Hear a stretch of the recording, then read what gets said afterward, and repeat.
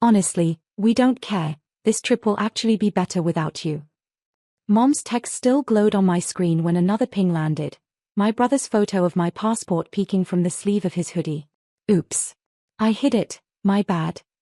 He added a laughing emoji, because cruelty in my family always came gift-wrapped in jokes. I stared at the messages until the words turned to waves. $16,000 in glittering ports and buffet and photos I'd be cropped out of anyway. The sound in my chest wasn't crying, it was a zipper closing. HY everyone, my name is Hollis Quinn, I'm 27. Sometimes people mistake silence for consent. Sometimes they confuse the girl who doesn't argue with the girl who can't. They forget that quiet is where plans learn to breathe. I typed one word back, good. Then I set my phone face down like a sleeping animal and stood up so slowly the chair didn't dare squeak. The afternoon was warm and ocean bright through the blinds. Dust drifted like confetti no one owned. My hands moved on their own, calm, practiced, the way you move when the answer finally becomes obvious. I walked to the hall closet and took out the small metal toolbox Dad mocked when I bought it. What are you gonna do, fix feelings? He'd said. The screwdriver fit my palm like a decision. The front door's old deadbolt sighed as I loosened the plate, then tightened it again with the new hardware I'd ordered months ago and never installed. Not petty. Not revenge. Just correction. In the kitchen, I gathered the spare keys from the ceramic bowl labeled family. I pulled my passport holder from the file cabinet, the bright teal one they always teased me for, Hollis and her little systems. It was empty, of course. The absence glared like a bruise. I slipped a document envelope into the safe instead. Birth certificate, social security card, the things people only remember when it's too late. I changed the Wi-Fi password. I reset the garage keypad. I archived a dozen group chats and left the ones where I existed only as a punchline. Before they got back, I did one more circuit of the house. Windows latched, balcony door checked, heron blue curtains drawn against the sun. The hour thinned like paper. Street noise swelled, a neighbor's radio, a truck downshifting, somewhere a dog decided to believe in something and barked. Tires hissed on our driveway. The engine cut. Footsteps, voices. A key scratched at the front door and stopped. Another try, harder this time, then a confused laugh that sounded like an apology wearing perfume. And I felt it, like a tide reversing inside my chest. For the first time in years, I wasn't the one waiting on the threshold of my own life. Tonight, the door would choose who belonged. The lock clicked, once, twice, then silence. Mom. My brother's voice floated through the door, half laugh, half confusion. Hollis? You seriously locked us out? I stood in the hallway, barefoot, heartbeat steady as a metronome. I could see their shadows moving behind the frosted glass panel, the outline of Dad trying the handle, the shimmer of Mom's bracelets as she gestured. For years I'd been the one outside that glass, watching them toast without me. Tonight, the angle had changed. Open up, honey, we're tired, Mom called, sugary and sharp. We didn't mean it, okay? It was a joke. I leaned my forehead against the cool wall. They were always jokes. Every humiliation came wrapped in a laugh. My graduation they forgot, my birthday gift that turned out to be a re-gifted candle. You're too sensitive, they'd say, like that was a flaw, not a defense mechanism. Dad's fist hit the door. We paid for that cruise. You think you can just... I turned the porch light off. The sudden dark swallowed his words. In the quiet, my mind wandered to the moment 3 days ago when I found my suitcase dumped out on the kitchen floor, my clothes wrinkled, my passport gone. My brother had been filming a prank video. Mom had laughed so hard she spilled wine on the boarding passes. Don't overreact, she'd said. You ruin the mood. I hadn't overreacted. I'd observed. Mima-ized. Waited. Now, I watched from the upstairs window as they dragged their luggage back to the car.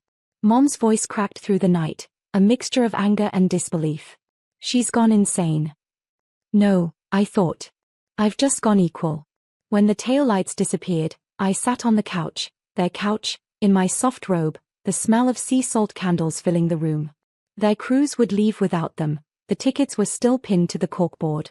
They'd never even see the text I'd scheduled to send at midnight. Don't worry.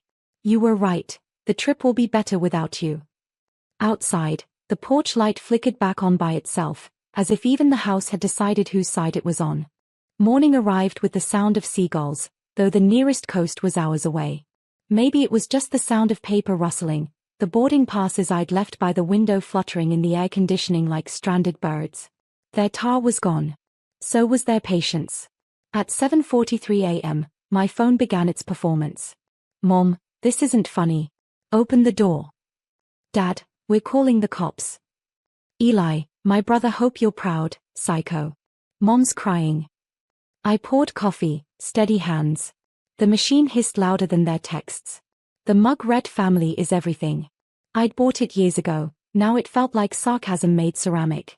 I typed nothing. Silence was louder. Then came the real message, the one that made me pause mid-sip. Mom, fine. We're canceling your credit card. Let's see how independent you really are. That was the moment my chest didn't tighten, it lightened. Because last night, I'd already moved my direct deposits. I'd already rerouted my paycheck, locked my savings, and changed every password they'd ever known. For the first time, I was untethered. I walked through the house, sunlight spilling across the floors. Their photographs still lined the mantel, smiling faces, matching cruise shirts, perfect fake harmony. I lifted one frame, tilted it toward the light. The glass reflected a stranger. I gathered the photos carefully into a box, labeled it return to sender. By noon, they were on their way to the police station. My phone kept lighting up with words like trespass and theft, as if a daughter could steal her own home. They'd forgotten the paperwork months ago when they'd temporarily transferred ownership to me for a tax deduction. I'd reminded them twice, they'd laughed it off. Now the laughter was mine, quiet, unbelieving, a release decades overdue. When the doorbell rang, I didn't flinch. A uniformed officer stood there, expression confused after hearing my story. He looked at the deed in my name, then at the locks, then at me. He said softly, I think you're fine to stay. And for the first time in my life, I believed him. By evening, the sky turned the color of bruised silver, that in-between hour when everything looks like a memory. I stood by the window, watching the street lamp flicker, my reflection ghosting over the glass. Their car wasn't back yet, but I knew they would come. My family didn't lose quietly. At 8:06 p.m., a knock, polite, deliberate. I didn't answer. Then another, harder this time. Hollis. Mom's voice strained through the wood. This is our house. You can't do this to us. To us. That word again, like I'd always been an outsider orbiting their perfect little planet. Call her bluff, Dad muttered somewhere behind her.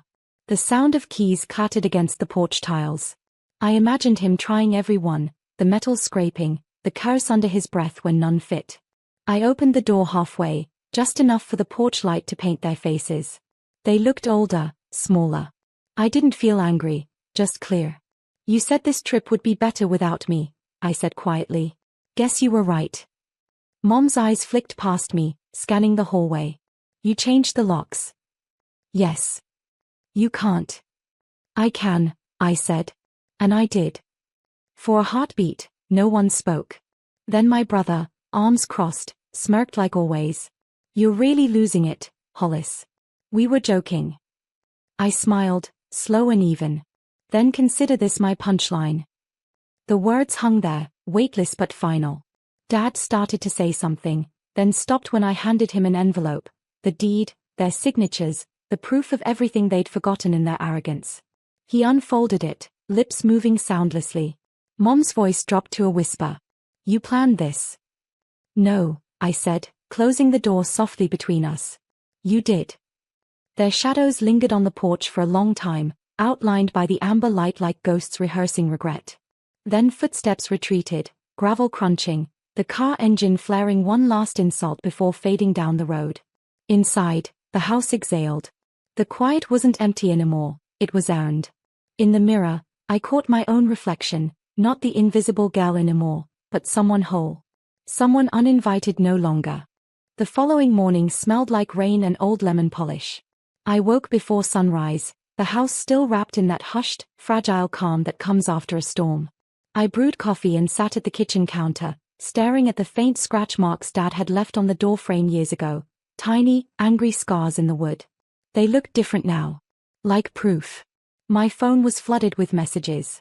Mom, you embarrassed us in front of everyone. We had to cancel the cruise because of you. Eli, they're saying you trapped us on purpose. That's insane. Dad, you'll regret this, Hollis. Family sticks together. Family. Always the word they weaponized when they wanted obedience. I set the phone down and looked around, at the house they'd built, the walls I'd painted, the kitchen they never used. Everything they'd taken credit for had my fingerprints buried underneath it. At 9 a.m., the front door rattled again, this time softer, like an afterthought. I peeked through the curtain. Mom was standing there with a box of pastries, makeup smudged, her cruise curls flattened by humidity. She lifted the box like a peace offering. I opened the door an inch. Honey, we overreacted, she began. We just want to talk. I wanted to believe her. I wanted to believe that maybe this was the version of her that existed in the photos, the one who loved her children equally. But then she added, if you unlock the Wi-Fi, we'll forget this ever happened. There it was again, the transaction, the manipulation disguised as love. I exhaled slowly. Mom, go home. Hollis, you're being dramatic. No, I said. For once, I'm being heard. Her mouth opened, but no sound came. She blinked, confused, as if I'd spoken a foreign language. Then, defeated, she walked away, her shoes clicking on the pavement in an uneven rhythm, like a retreat. Inside, the smell of coffee grew richer, deeper. I looked around the house, not as a prisoner, not as a daughter begging to belong, but as the rightful owner of my own peace. And for the first time, breakfast actually tasted like freedom. By the third day, the news had spread through every corner of our small town. The Quinn family feud, neighbors whispered, like it was an episode instead of a history. People pretended not to stare when I stepped outside to collect the mail, but their eyes flicked between the porch and the headline. I didn't hide. I waved. Smiled. It disarmed them. Inside, the house was starting to feel like mine, not just legally, but spiritually. I'd rearranged the furniture, taken down the framed family portrait over the fireplace, and replaced it with a painting I'd bought years ago but never hung, an ocean at dusk, waves swallowing footprints. The silence hummed with something close to contentment. Then the call came. Private number. Familiar breath. Hollis, Dad's voice rasped. Listen, we talked to a lawyer. He says we can challenge the transfer. You don't understand what you're doing. You're making your mother sick. I almost laughed. Dad, Mom's been sick with control for years. Maybe this is her detox. A pause. Then a sigh that sounded more tired than angry. You're still our daughter. I am, I said softly. Just not your scapegoat anymore. He hung up. I sat there a while, the dial tone buzzing like a wasp in an empty jar. Then I pulled out my laptop and opened a folder labeled Legacy. Inside were receipts, years of payments I'd made on utilities they'd put in my name for convenience, repairs I'd funded, and the notarized deed they'd signed when they needed a tax break.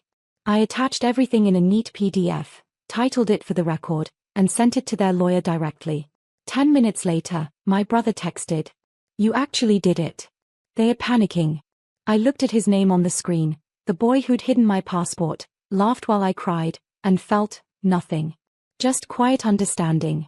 Sometimes justice doesn't come as thunder or flame. Sometimes it's an email with perfect attachments, delivered at exactly the right time. And somewhere in the distance, maybe on a cruise they never reached, the tide finally turned in my favor. The storm broke that night, real thunder this time, shaking the shutters. The house flickered in flashes of white, and for a heartbeat, it felt like the universe was cleansing itself. Rain hammered against the windows, hard and honest. I sat on the couch with a blanket and my laptop open to the lawyer's reply. Your position is secure. They have no legal claim. No legal claim. 3 words I must have read 100 times.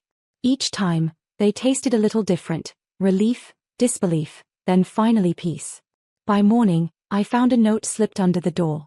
Wet from the rain, ink running like mascara tears. It was Mom's handwriting. Hollis, we never meant to hurt you. You've always been so distant. We just wanted you to be closer, to laugh with us. Maybe we didn't show it right. Please call. I traced the words with my thumb. For a second, a softer part of me, the little girl who once begged to be chosen, stirred awake. But then I saw the line at the bottom. We still need the spare keys. Of course. The love always had a transaction. I folded the note carefully, slid it into a drawer with all the others, apologies with expiration dates. By noon, the sky had cleared. A neighbor brought over a pie and asked gently, "Are you okay, sweetheart?" I smiled and said yes. The truth, I was more than okay. I was beginning. That night, I walked through every room with a candle, the same ritual Mom used to do before every trip for good energy. But this time, the flame wasn't for protection. It was for closure. I stopped at the front door, the last flicker lighting the brass knob they'd once gripped in anger. My reflection wavered in the glass, not broken, just rewritten. I whispered, almost to myself, "Let this house remember me kindly." And in that golden silence, it did. Somewhere out there, they were still trying to rewrite the story. But this version, mine, was already complete, and it didn't need their signature to exist. A week later, the house felt different, lighter, honest, like it had finally exhaled the years it spent holding its breath for them. Morning light spilled through the windows, soft and gold, landing on the boxes I'd labeled past and peace. One to keep, one to release. The doorbell rang once, gentle. When I opened it, Eli stood there, no smirk this time, just rain in his hair and shame in his eyes. He held out my passport. "I found it in my jacket pocket," he said. "Guess the joke went too far." I studied him. The brother who'd mocked, filmed, and followed their cruelty like a script. He looked smaller now, maybe because guilt had a way of shrinking people. "You could have said sorry before," I said. He nodded. "I know. But you scared them." "Good," I whispered. "It means they finally saw me." He hesitated. "They are selling the cruise tickets. Said they'll try again next year." "Without me," I said. He blinked. "You'd really never come?" I smiled faintly. "I already did. I came home, just not to them." He left the passport on the step and walked away without another word. When the gate clicked shut, I didn't feel triumphant. I just felt free. That night, I sat on the porch with a blanket, listening to the wind thread through the trees. The same air that once carried their laughter now carried something quieter, my own breath, steady and sure. I opened the passport, flipping past blank pages waiting for stamps. It hit me then, this wasn't about being uninvited from their journey. It was about starting mine. The cruise, the family, the endless trying, all had been destinations built on someone else's map. This house, this silence, this moment, these were coordinates I chose. I placed the passport on the table, its teal cover glinting beneath the moonlight.